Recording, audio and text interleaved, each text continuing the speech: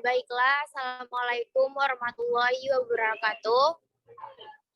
Kami dari kelompok 4 yang akan membahas tentang materi gelombang bunyi dan cahaya yang beranggotakan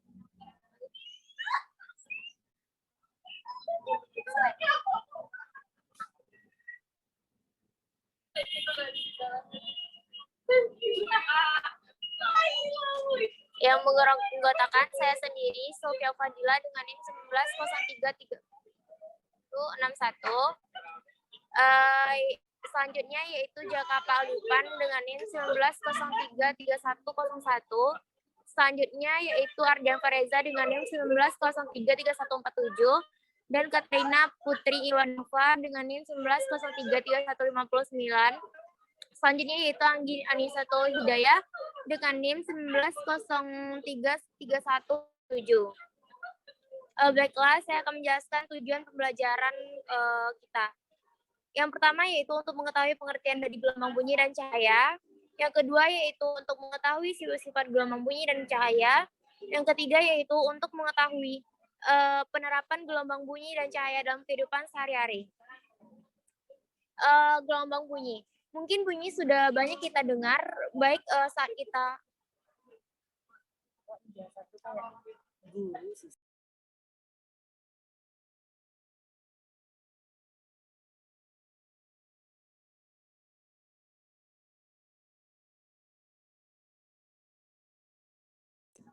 baiklah, Ananda semua. Kita mungkin sudah pernah belajar tentang materi selanjutnya, yaitu apakah Kak Ananda masih ingat? Masih, Bu. Tentang apa, Jaka? Gelombang, Bu. Ya, kita tidak terlepas dengan pembelajaran minggu lalu, yaitu tentang gelombang. Pada materi ini, kita akan mempelajari tentang gelombang bunyi dan gelombang cahaya. Di mana pada gelombang bunyi ini, Ananda tidak bisa terlepas dari bunyi. Ananda semua ada yang tahu apa saja aktivitas gelombang bunyi atau fenomena bunyi dalam kehidupan sehari-hari? Ada, Bu. Ya, apa itu, Jaka? Kayak suara HP atau musik, Bu. Ya, seperti yang Ananda lihat, yaitu fenomena yang Ibu tampilkan yaitu tentang seperti adanya kita yang sedang mengobrol dengan teman, bunyi kendaraan di jalan, notifikasi dari teman, atau kita mendengarkan musik dengan earphone. Lanjut nih. Lalu, bisa Anda bayangkan bagaimana jika tidak ada orang-orang yang mempelajari bunyi? Apa yang akan terjadi? Siapa yang tahu? Ada alat-alat Ya, Bu. Tolong jelaskan, Jaka, kalau tidak ada ilmuwan, bagaimana apa yang akan terjadi pada saat sekarang ini? Tidak adanya alat-alat teknologi canggih yang beredar pada saat sekarang ini, Bu. Ya, betul, Jaka. Di mana kita ketahui bahwa, lanjut nih.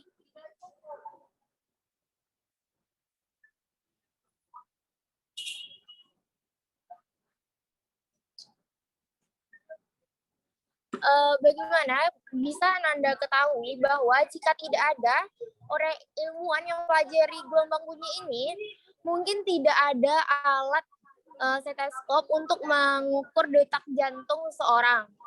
Atau kita tidak bisa mendengarkan musik yang bisa menemani hari-hari kita saat berada di kamar, dimanapun kita berada.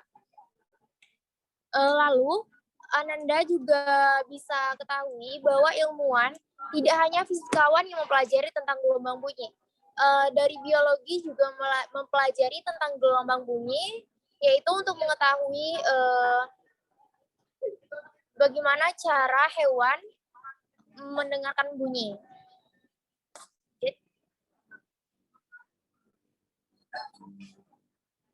Jadi,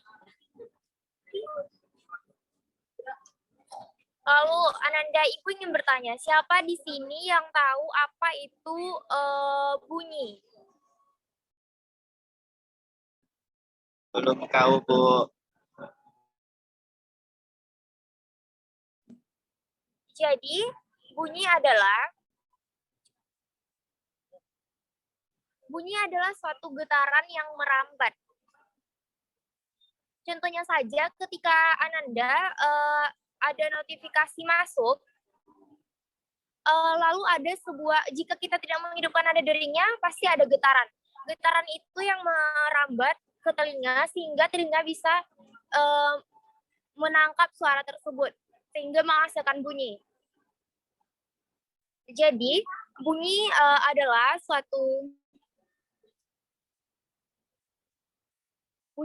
suatu getaran yang merambat, di mana getaran yang merambat adalah gelombang, yang artinya bunyi adalah gelombang. Seperti yang Ibu bilang tadi bahwa saat kita mempelajari bunyi, kita sudah pernah mempelajari gelombang.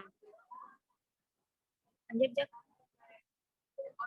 Berdasarkan arah rambatnya, gelombang terbagi menjadi dua, yaitu gelombang transversal dan gelombang longitudinal. Di mana gelombang transversal ini ada berupa tali, ombak, sedangkan gelombang longitudinal yaitu bunyi.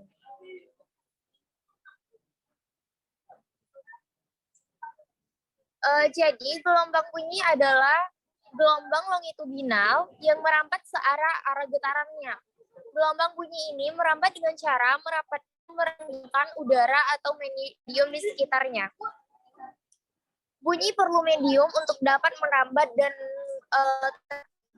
Ibu ingin bertanya kepada Ananda, apa saja medium yang dapat kita pakai untuk mendengarkan bunyi? Siapa yang bisa menjawab? Udara, Bu. Iya, Jaka benar. Udara merupakan medium yang paling umum digunakan. Namun, benda padat, gas dan cair pun dapat menjadi medium. Di mana semakin rapatnya medium, maka semakin cepat bunyi dapat merambat. Lanjut, Di.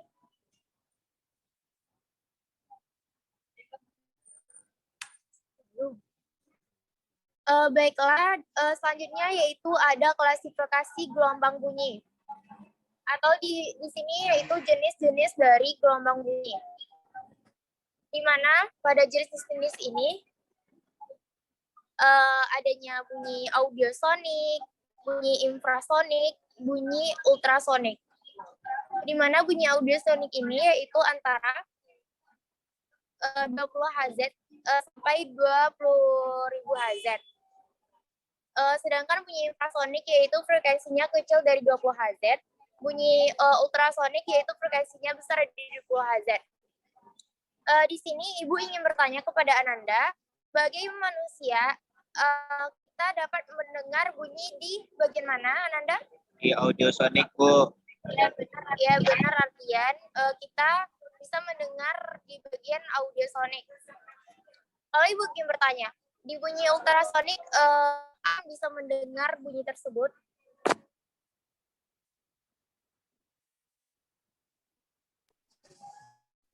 Kelelawar, Bu. Iya, yang bisa mendengar itu kelelawar dan lumba-lumba. Sedangkan di infrasonik, manusia tidak bisa mendengar bunyi ini. Yang bisa mendengar bunyi ini seperti hewan, anjing, gajah, hiu, dan laba-laba. Baiklah, hanya itu yang dapat Ibu sampaikan. Ibu lanjutkan kepada Jaka di slide.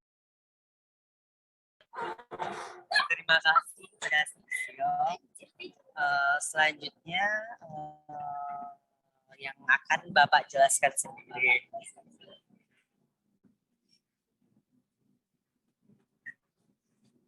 Di mana yaitu Bapak akan menjelaskan mengenai sifat-sifat gelombang bunyi. Nah, Anda semua pasti udah mengerti kan yang disampaikan Ibu Sisel tadi. Yang pertama yaitu sifat-sifat gelombang bunyi itu refleksi atau pemantulan. di mana ketika bunyi merambat melalui mediumnya, maka bunyi akan dipantulkan mengenai permukaan benda yang keras. Nah, Bapak mau nanya, apa saja medium yang dapat memantulkan gelombang bunyi ini? Apakah Adi bisa menjawab pertanyaan Bapak? Apa saja medium yang dapat memantulkan gelombang bunyi ini?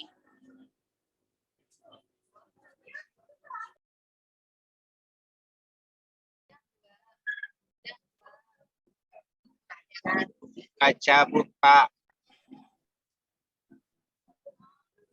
Ya, benar sekali Ardian, yaitu misalnya bunyi ini mengenai permukaan batu, kaca atau besi. Nah, bunyi tersebut akan dipantulkan.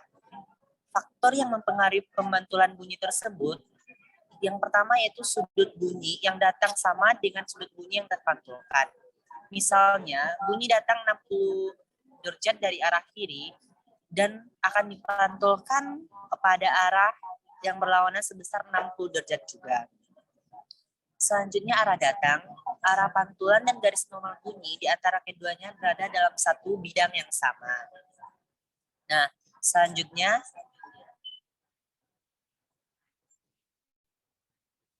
sifat gelombang bunyi itu refraksi, yaitu pembiasan. Yaitu sifat ini terjadi ketika ada bunyi yang melewati dua medium perambatan yang berbeda. Misalnya melewati air dan udara, maka bunyi tersebut akan dibiaskan atau dibelokkan.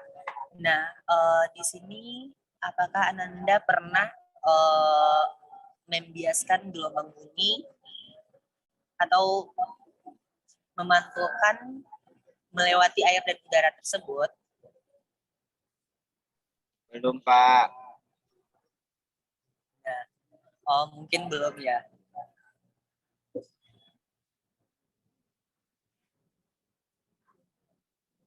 Maka bunyi tersebut dibiaskan atau dibelokkan melalui air dan udara.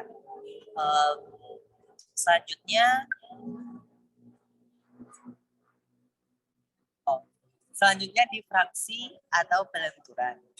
Nah, sifat ini berlaku apabila ada bunyi yang melewati celah sempit, maka bunyi tersebut akan dilenturkan. Pernahkah Ananda melewati gang sempit dan Ananda berteriak? Apakah Ananda semua pernah? Pernah, Pak. Mungkin Adi udah pernah. Nah, gimana ketika Adi berteriak di gang sempit, apa yang terjadi? Suaranya menggema, Pak. Nah, benar. Contohnya, dapat kita lihat pada PPT, ketika melewati gang sempit atau celah sempit, kita akan tetap bisa mendengar orang-orang berbicara dari dalam ruangan atau di seberang gang, karena bunyi bisa melewati celah-celah sempit tersebut. Selanjutnya, efek Doppler. Sifat satu ini menjelaskan kalau ada sumber bunyi yang menjauh atau mendekati pendengar, maka frekuensi yang didengar oleh pendengar akan naik turun, atau bisa disebut dengan perubahan frekuensi. Contohnya, ketika kita berdiri di pinggir jalan, tiba-tiba mendengar suara sirine ambulan dari kejauhan. Nah, ketika ambulan tersebut berjalan menjauh, maka suara sirine yang kita dengar akan lebih rendah. Di mana rumusnya itu P sama dengan V plus minus VP per V plus minus VS dikali Fs. Selanjutnya,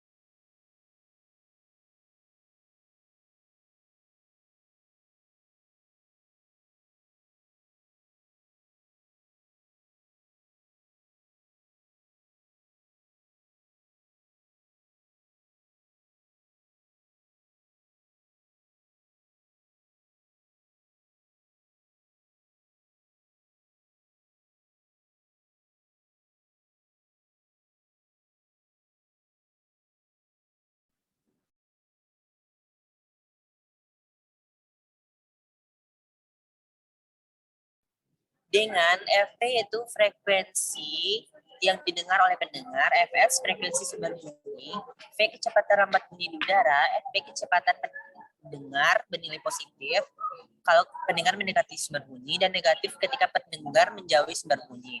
Fs kecepatan sumber bunyi, kebalikan dari Fp. Jadi efek Doppler itulah yang menyebabkan frekuensi sinyal bulan berubah. Selanjutnya,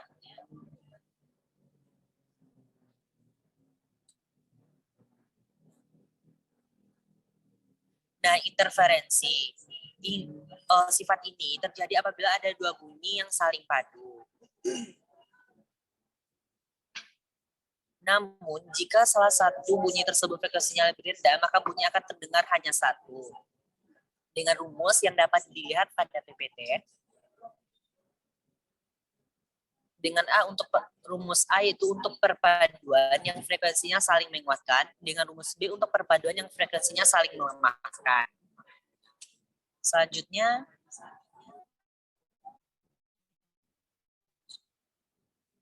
pelayangan gelombang. Sifat yang terakhir itu adalah pelayangan bunyi, di mana sifat yang satu itu menjelaskan kalau ada dua bunyi yang berbunyi secara bersamaan, tetapi memiliki fungsi yang berbeda. Berikut ini merupakan ilustrasi bunyi yang memiliki frekuensi berbeda. Nah, Ananda dapat melihat ilustrasi bunyi yang memiliki frekuensi yang berbeda. Dengan cara mencari frekuensi layangan itu, yaitu FL sama dengan F1 dikurang F2. Karena mutlak, jadi hasil dari frekuensi layangan selalu positif. Mungkin sekian yang dapat Bapak sampaikan. Saya Bapak kembalikan kepada moderator. Baiklah, terima kasih kepada Bapak Jaka. Selanjutnya yaitu kepada Bapak Ardian. Kepada Bapak Ardian, silakan. Baik, terima kasih kepada Bu Sylvia. Selanjutnya Bapak akan mengajarkan tentang menghitung cepat rambatnya bunyi. Pada prinsipnya, rumus cepat rambat bunyi bisa kita lihat seperti yang ada di media PPT. V sama dengan S per T, di mana V itu cepat rambat bunyi, S adalah jarak tempuh, dan T adalah waktu. Seperti yang sudah dibahas di atas, kalau bunyi melalui medium perambatannya terlebih dahulu, maka sebelum sampai ke gendang telinga, cepat rambat bunyi juga tergantung medium perambatannya. Bunyi tidak dapat merambat tanpa adanya medium sehingga tidak bisa merambat di luar angkasa. Seperti yang kita ketahui, di luar angkasa tidak memiliki rambat medium. Yang pertama itu medium padat. Untuk mencari cepat rambat medium padat, yaitu P sama dengan akar E per Rho, di mana E adalah modulus yang, Rho adalah massa jenis, dan P adalah kecepatan. Medium padat ini akan lebih cepat merambatkan bunyi dibandingkan dengan medium lainnya, dikarenakan penyusunan zat padat itu sangat rapat. Persamaan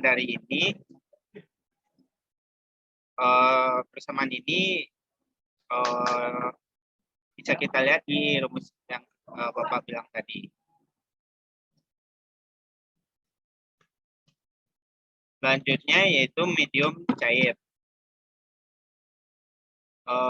Di sini siapa yang tahu kira-kira apa saja contoh media air, medium yang menggunakan air?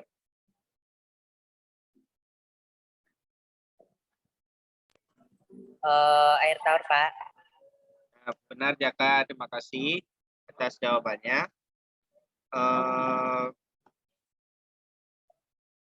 Kecepatan rambat bunyi yang dilalui medium cair lebih rendah dibandingkan dengan kecepatan rambat medium padat.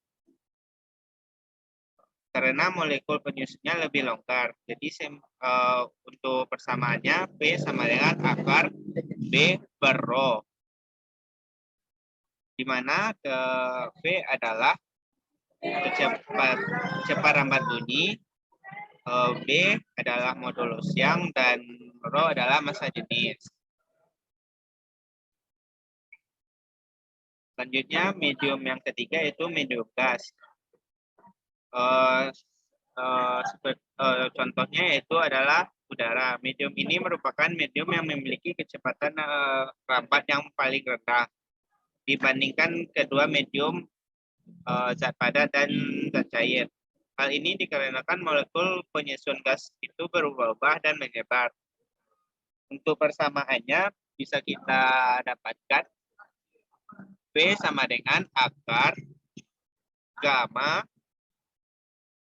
dikali R dikali T per M, di mana V adalah cepat rambat, gamma adalah konstanta Laplace, R adalah konstanta umum, T adalah suhu dan gas, dan M adalah molekul relatif gas.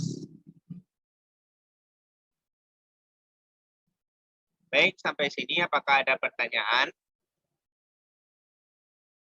Tidak, Pak. Baik, materinya akan Bapak lanjutkan. Selanjutnya itu penerapan gelombang bunyi dalam kehidupan sehari-hari. Nah, mengenai seluk-beluk gelombang bunyi, sekarang gelombang bunyi bagi kehidupan kita kira-kira sudah ada yang kepikiran belum apa saja sih penerapan dari gelombang bunyi? Ada, Pak. Apa itu, Jaka? Pada teknologi seperti handphone, radio, dan lain-lain, Pak. Nah, benar. Terima kasih atas jawaban dari Jaka. Dari yang kita lihat dari media PPT di sini, yang pertama itu kita bisa ambil yaitu ultrasonografi atau biasa kita sebut dengan USG. Alat ini digunakan untuk melihat gambaran dari organ dalam, contohnya untuk melihat janin dalam kandungan. Kemudian alat tersebut akan disalurkan listrik yang dapat menghasilkan gelombang ultrasonik dengan frekuensi dan panjang gelombang tertentu. Selanjutnya gelombang tersebut akan diproses oleh mesin USG sehingga akan muncul gambaran organ dan monitor. Selanjutnya yang kedua contohnya yaitu menghitung kedalaman laut. Menghitung jarak kedalaman laut itu dengan memanfaatkan gelombang bunyi, yaitu ultrasonik. Gelombang ultrasonik akan dipancarkan ke dalam laut dan secara garis lurus hingga mengenai penghalang sehingga gelombang bunyi tersebut akan dipantulkan kembali ke kapal sebagai gema. Nah, waktu yang dibutuhkan gelombang tersebut untuk bergerak turun ke bawah hingga memantul lagi dan kembali ke atas itulah yang akan dihitung untuk mendapatkan jarak kedalaman laut. Untuk cara menghitung bagaimana persamanya yaitu S sama dengan V dikali T per 2, di mana V adalah kedalaman laut dikali T, V adalah S adalah kedalaman laut, V adalah kecepatan gelombang ultrasonik, T adalah waktu.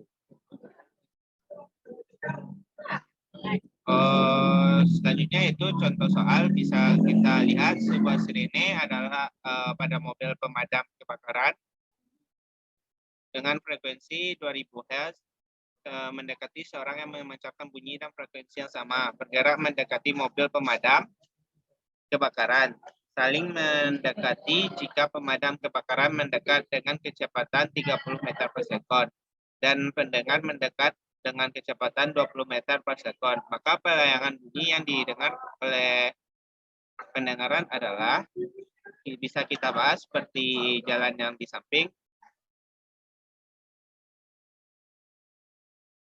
Bapak beri waktu beberapa menit untuk memahami penjelasan soal di samping.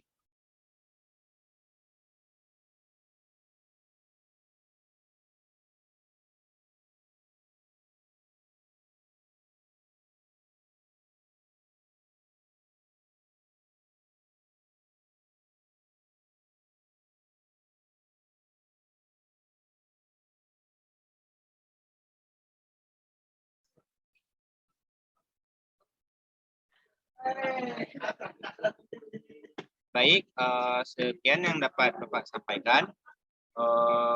Selanjutnya saya kembalikan kepada Ibu Sylvia.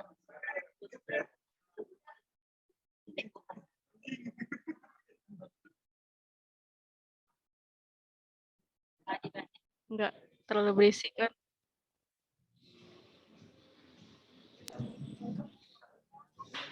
Baiklah, Ibu lanjutkan kepada Ibu Anggi, persilakan. Terima kasih kepada Ibu Sisil. Baik, sekarang Ibu akan menjelaskan tentang gelombang cahaya. Next.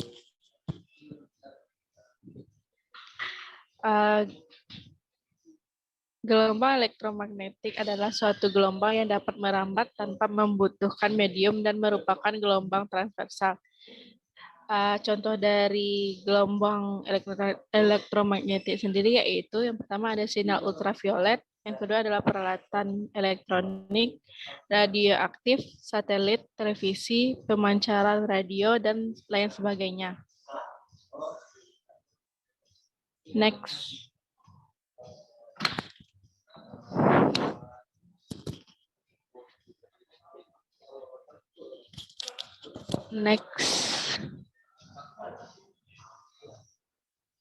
Cahaya sebagai gelombang elektromagnetik.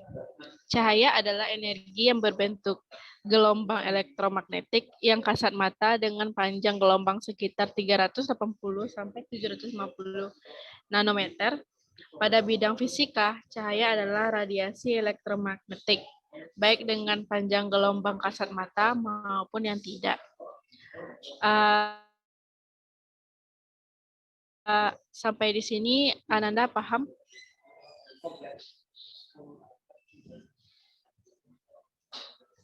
Baik, Ibu anggap Ananda semua sudah paham. Cepat lambat gelombang cahaya, rumusnya yaitu V sama dengan 3 kali 10 pangkat 8 meter per second. Next.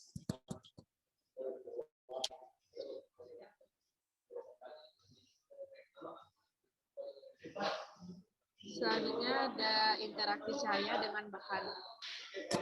Bahan tembus cahaya adalah bahan yang memungkinkan untuk dilewati cahaya, sehingga benda pada sisi lain dapat terlihat jelas. Bahan tak tembus cahaya adalah bahan yang dapat memantulkan dan menyerap cahaya tanpa meneruskannya. Bahan buram merupakan bahan yang memungkinkan untuk dilewati cahaya, tetapi menyebar sehingga benda-benda pada sisi lain tidak terlihat jelas. Apakah sampai di sini ada yang ingin Anda tanyakan? Tidak, Bu. Baik, untuk materi selanjutnya akan dijelaskan oleh rekan Ibu selanjutnya. Saya kembalikan kepada Ibu Sisil.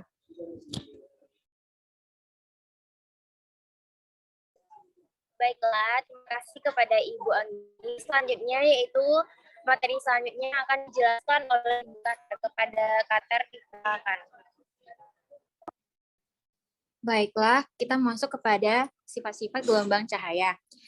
Di sini, apakah Ananda semua ada yang tahu apa saja sifat dari gelombang cahaya? Ada, Bu. Apa itu, Jaka? Gelombang itu dapat merambat lurus, Bu. Betul, ada lagi? Dapat dibiaskan, Bu. Betul sekali, Ananda. Jadi di sini Ibu akan menjelaskan dari sifat-sifat gelombang cahaya itu, Ananda. Tadi Ananda Jaka sudah menjelaskan bahwa gelombang cahaya itu merambat lurus. Di sini merambat lurus itu merupakan sifat yang paling umum, yang paling mudah kita temukan, yaitu cahaya itu memiliki arah rambat yang lurus. Ini bisa dibuktikan dengan mencoba menyalakan lampu laser, senter, atau flashlight di HP Ananda. Nah, tadi Saudara Adi sudah menjelaskan juga bahwa sifat cahaya itu yang lainnya dapat dibiaskan. Dibiaskan ini merupakan arah cahaya yang datang yang merambat dari medium ke medium yang lain.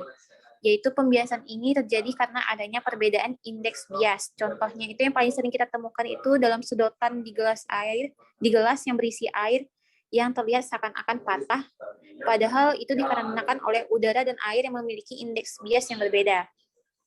Selain itu, sifat gelombang cahaya yang lain yang dapat kita temui itu dapat diserap.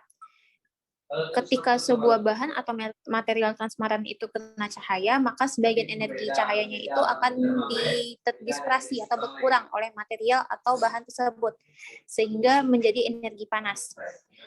Sifat cahaya yang lainnya itu dapat menembus benda bening, yaitu cahaya dapat menembus benda bening. Contoh yang paling sering kita temui itu pada lampu rumah, yaitu cahaya dapat menembus kaca pada bola lampu sehingga bisa menerangi rumah dalam satu ruangan. Sifat cahaya yang lainnya itu dapat diuraikan atau dispersi, yaitu pembiasan cahaya putih menjadi komponennya, yaitu cahaya monokromatik. Dispersi itu akan terjadi saat cahaya putih itu melewati medan pembiasan. Sampai di sini apakah Ananda paham?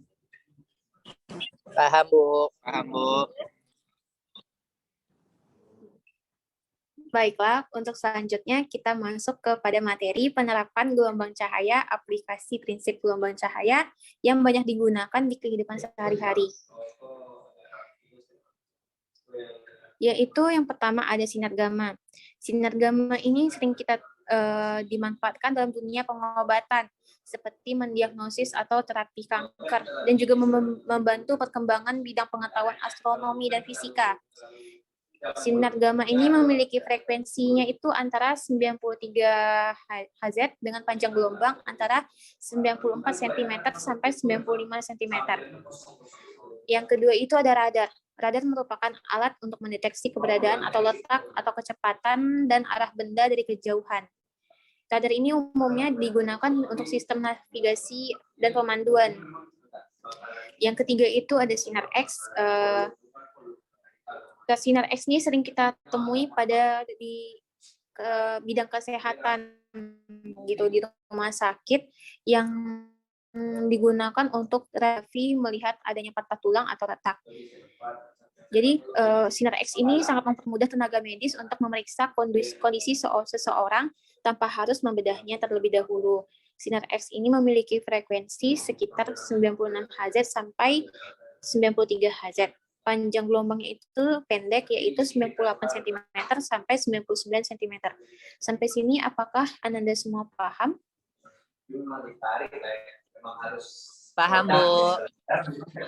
Baiklah, mungkin cukup sampai sini materi kita pada hari ini.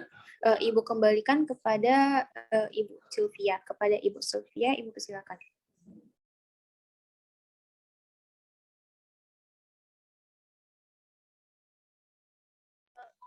Baiklah, hanya itu pembahasan dari kelompok 4. Salah dan kurangnya kami mohon maaf. Saya dengan Assalamualaikum warahmatullahi wabarakatuh. Waalaikumsalam. Waalaikumsalam warahmatullahi wabarakatuh.